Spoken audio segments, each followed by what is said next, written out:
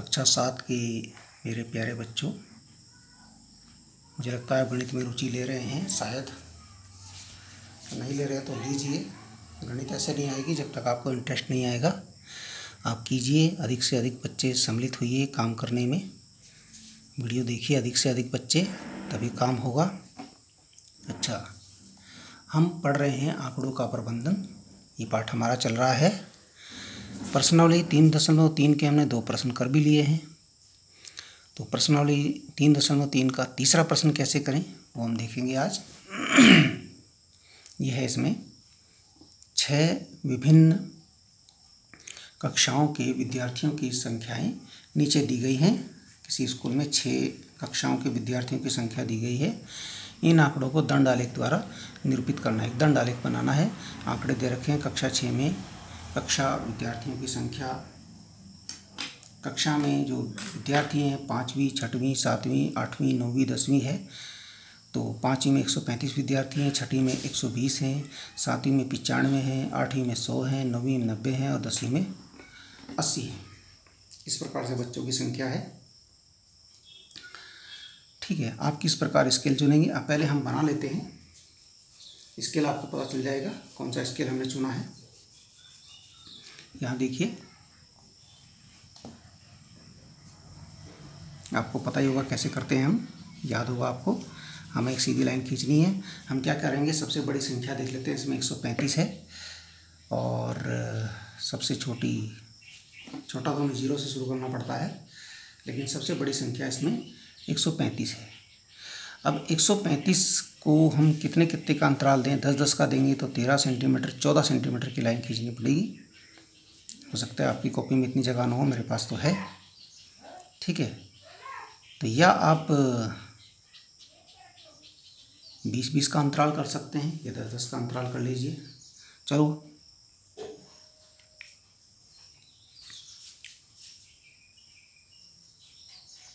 तो 10 का भी कर सकते हैं, हम तो कर सकते हैं। ये देखिए 14, ये हमने एक लाइन 14 सेंटीमीटर खींची और नीचे हमारी जो है, नीचे भी हम कितने हैं हमारे पास? 1 2 3 4 5 6 क्लास हैं। तो 2-2 सेंटीमीटर, 12 सेंटीमीटर तो कम से कम हमें चाहिए। तो हम 13 सेंटीमीटर बना लेते हैं। ये लीजिए, चलो हम, आपको दिख नहीं रहा होगा। हाँ, ये देखिए अब दिख रहा है। ये 13 सेंटीमीटर।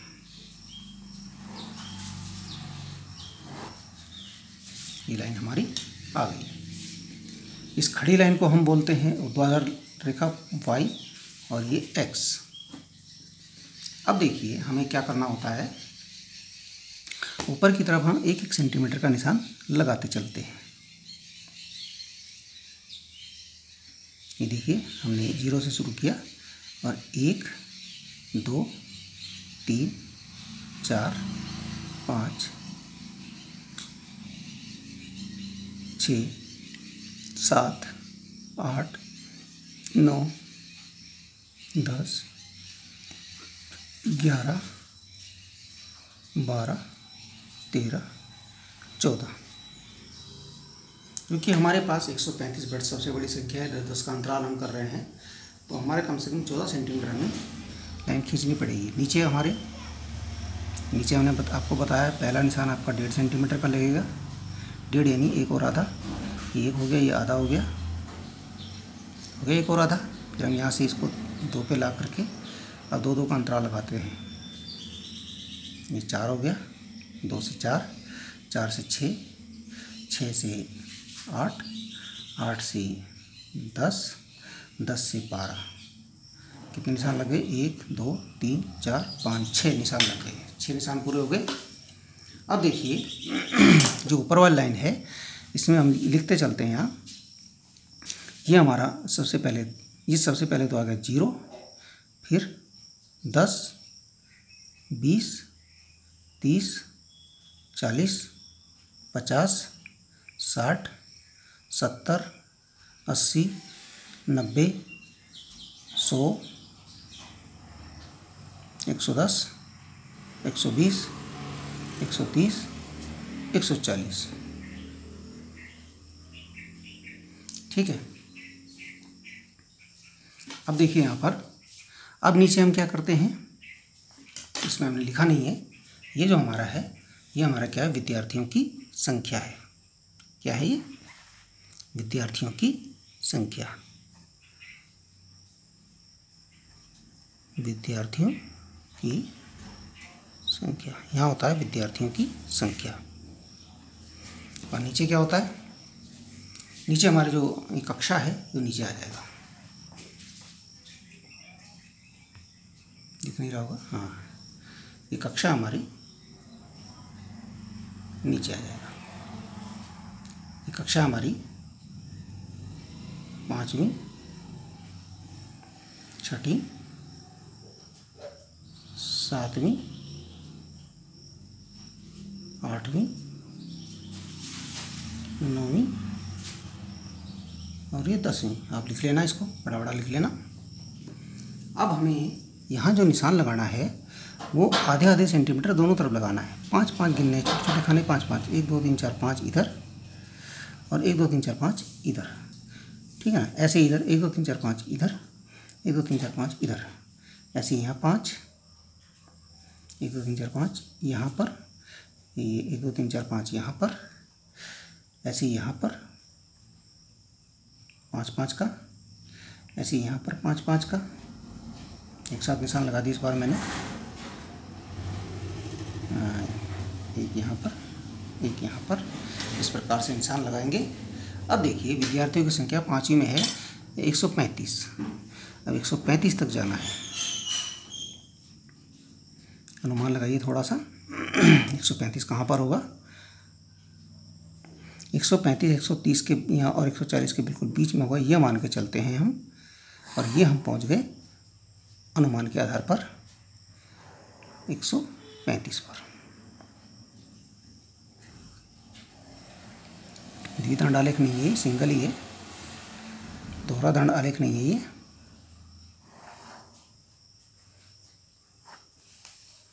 ये हमारा हो गया 135, इसको लिखेंगे हम 135। अच्छा, इसके बाद है 6ठी क्लास। 6वीं देखिए, 6ठी में है 120,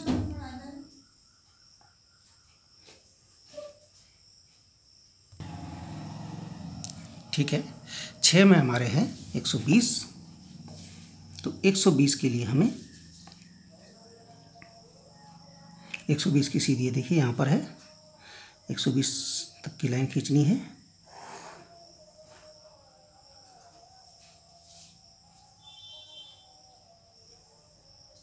ये 120 हो गया, ये हमारी 6ठी कक्षा का हो गया। इसके बाद है 120 लिख देते हैं। फिर अब 95, 7वीं कक्षा में 95। 95 का होगा 90 और 100 के बिल्कुल बीच में हम मान के चलते हैं, बीच हम लगा लेते हैं अपने अब निशान। ये होगा यहाँ पर,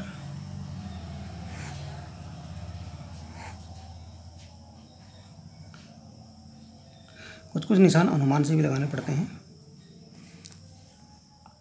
हम हर चीज़ को नाप के तो रख नहीं सकते क्योंकि पैमाना लिया है हमने। इसके बाद हमारे पास है 8वीं कक्षा में 100 पर जाइए। 100 मान लीजिए यहाँ पर है, सीध देख लीजिए, सीध सही बैठ रही है, लगभग सही बैठ रही होगी। हमने वो आधे आधे सेंटीमीटर के निशान लगाए हैं, हम वहीं से लाइन खींच रहे हैं, ध्यान दीजिए आप, हम लाइन वहीं से खींच रहे हैं। पहले हमने आपको बता रखा है इसलिए हम ज़्यादा नहीं आप इसमें डीप जा रहे हैं। अच्छा, इसके बाद है 9वीं कक्षा में देखिए 90 है, 90 की सीधी बनेगी।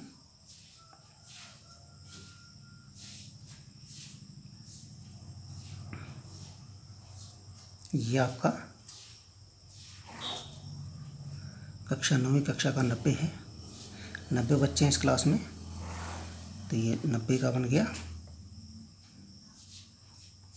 इसके बाद है 10वीं कक्षा का, ये 80 बच्चे का दे रखा है, 80 हमारे ये है, 80 की लाइन ये बनेगी यहाँ पर, ये यहाँ पर 80 है।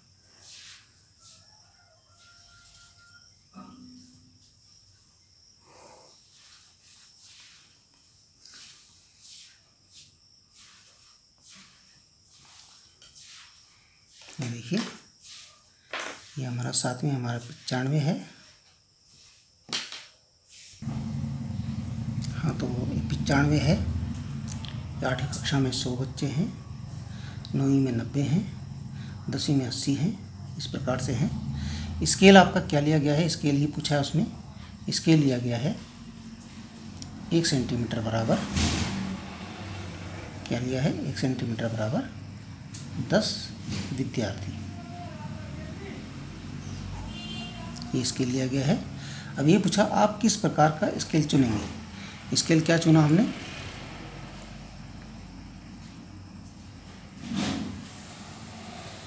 उत्तर आपका ए है।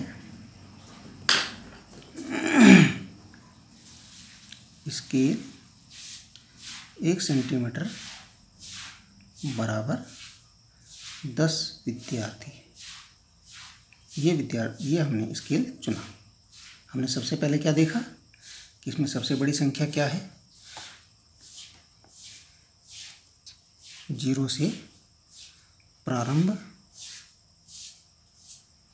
करके 10 के अंतराल, 10 का अंतराल किया हमने, 10 का अंतराल है में 140 तक हमने लिखा। ये स्केल चुना। किस कक्षा में विद्यार्थियों की संख्या अधिकतम है, किस कक्षा में, कक्षा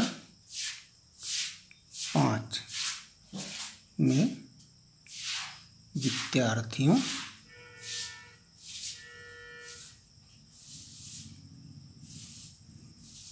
की संख्या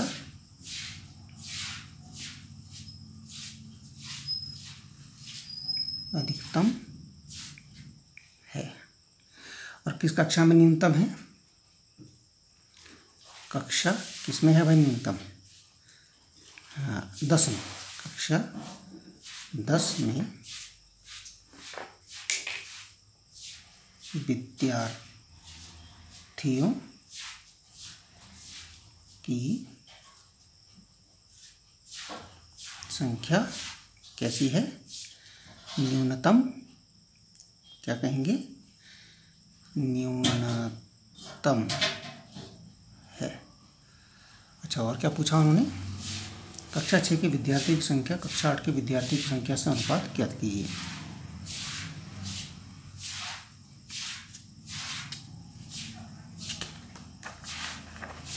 इसमें लिखा है प्रश्न नंबर सी है, कक्षा 6 के विद्यार्थियों, कक्षा 6 के विद्यार्थियों की संख्या कितनी है भाई, बराबर है 120। और क्या पूछा, कक्षा 6 के विद्यार्थियों की संख्या का कक्षा 8 के विद्यार्थी की संख्या से अनुपात, कक्षा 8 की